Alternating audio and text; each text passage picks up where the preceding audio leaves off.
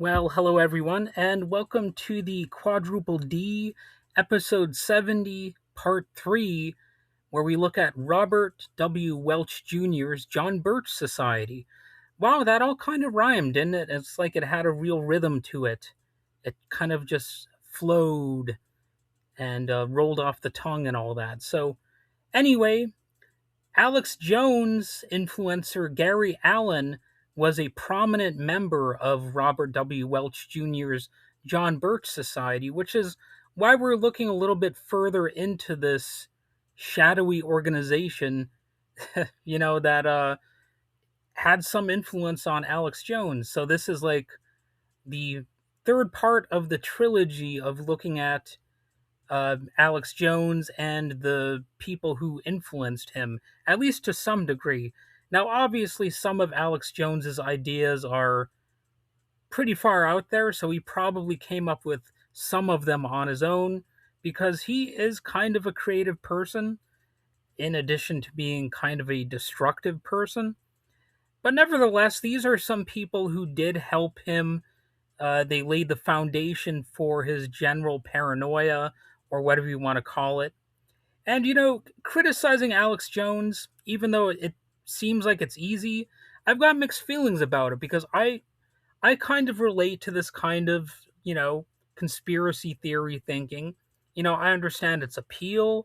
I understand the idea of wanting to challenge power structures, which is what Alex Jones presents himself as doing, but actually he's preserving power structures in several key ways. And as I look at this member of the, or this like leader of the John Birch Society, I'm going to make clear what distinguishes somebody like Robert W. Welch Jr. from somebody who is more of a radical who genuinely challenges illegitimate power. So I'm going to look at one of the biggest, most defining scandals of Robert W. Welch Jr.'s life, and it centers on his conspiratorial book, The Politician. So this was written in 1956 and later leaked to the public. The text made the sensational claim that sitting President Dwight D. Eisenhower was a dedicated, conscious, let me say that again. I messed up the word conscious. Dedicated, conscious agent of the communist conspiracy. That's right. We're getting back into this idea that everybody is a communist. Everybody in power is a communist. And in this case, it was the sitting president, Eisenhower. So, yeah, that guy. And this went so far as to claim that Eisenhower's brother, Milton, was actually his superior in the domestic communist apparatus, and he leveled similar accusations of treason against President Harry S. Truman and Secretary of State John Foster Dulles, and it might be Dulles, I don't remember exactly. It's probably pronounced Dulles. But anyway, this accusation was so extreme that it alienated mainstream Republicans and prompted prominent conservatives like William F. Buckley Jr. to sort of excommunicate Welch and his John Birch Society from mainstream American conservatism. So let's do that sort of anarchic assessment of why somebody like this would go after the president and try to claim that the president of the United States was actually a communist. So, anarchist ideology or theory or whatever you want to call it, it pretty much opposes all forms of centralized authority and state hierarchy.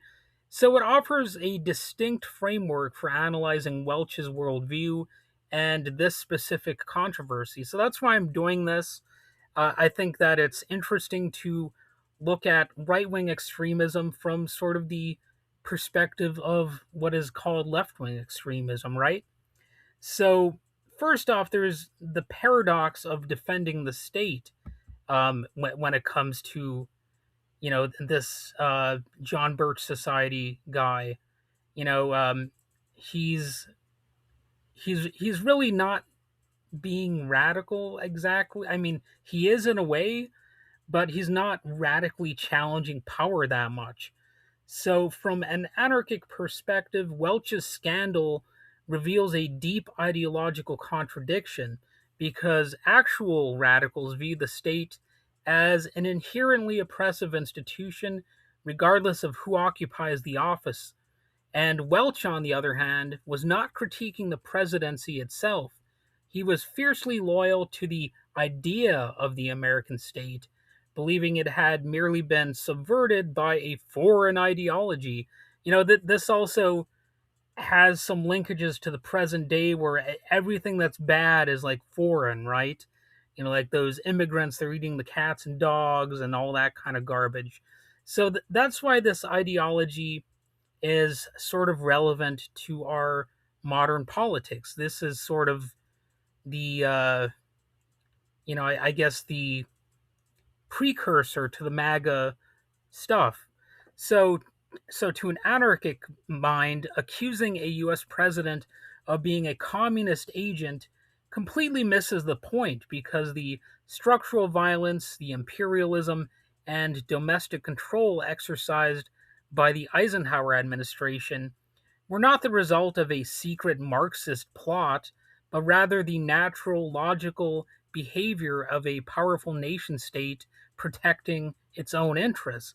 So, at least to me, that immediately makes more sense, and it's just a more well rounded and basic factual criticism of the system rather than relying on some kooky idea that the president was, deeply rooted in communist ideology or whatever. You know, this general critique of power, I think it packs more of a punch and really gets to the core of what, you know, happens when you have power.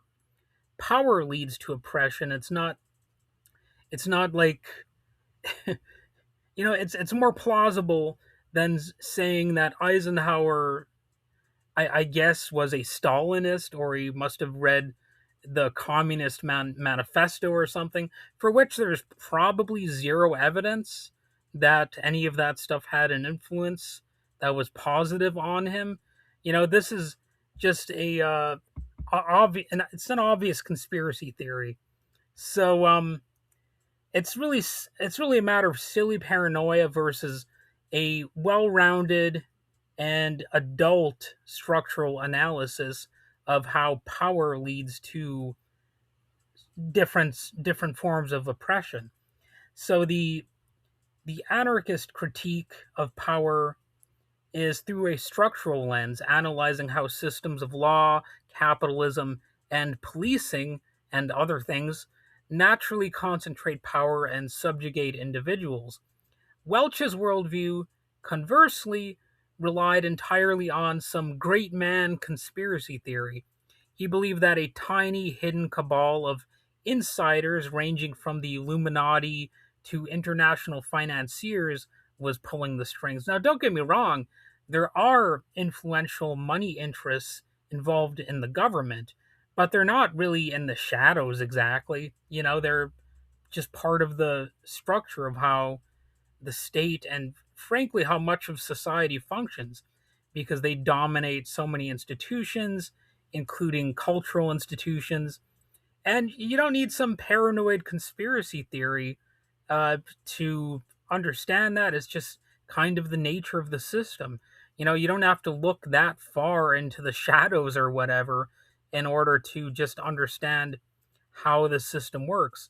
So the anarchic critique would argue that Welch's paranoia served as a distraction, actually, by blaming some shadowy group of individuals for society's ills. He failed to see that the visible everyday institutions of the state and capitalism are the actual sources of hierarchy and exploitation.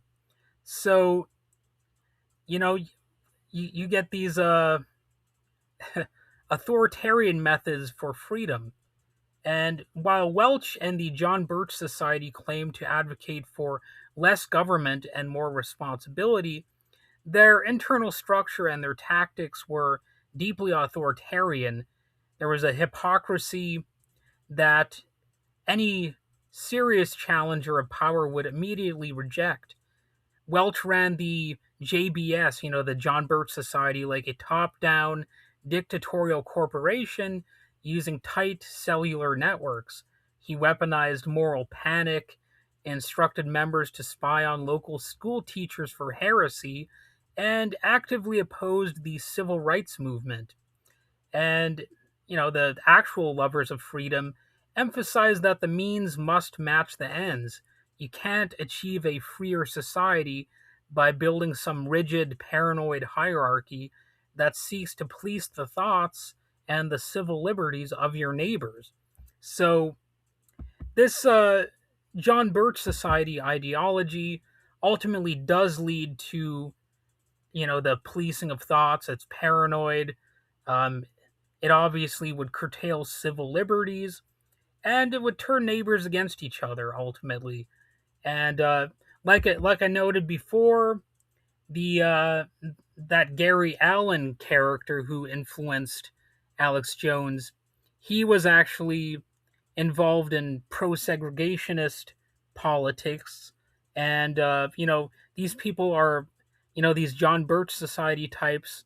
They're often allied with, millionaires and billionaires. So they believe in preserving the class structure, which is not exactly the most radical type of uh, way of going about things. You're preserving the power structure if you're wanting to have society being dominated by basically a billionaire class, like what we nowadays would call the Epstein class or what have you. Of course, this all extends really into the idea of challenging power. Um, do you want a more democratic society where workers and consumers have more of a direct say in how our society and our institutions function?